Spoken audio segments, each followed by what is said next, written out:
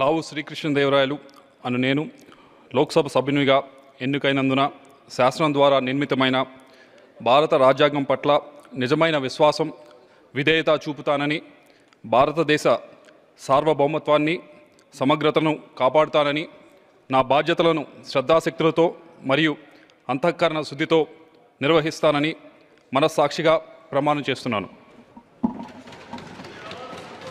Thank you. Welcome back.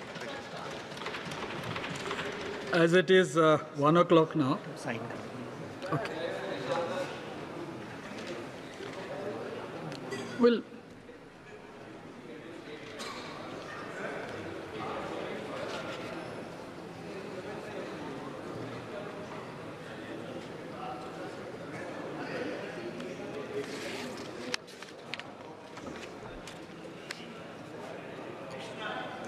nobody can finish Andhra. It will take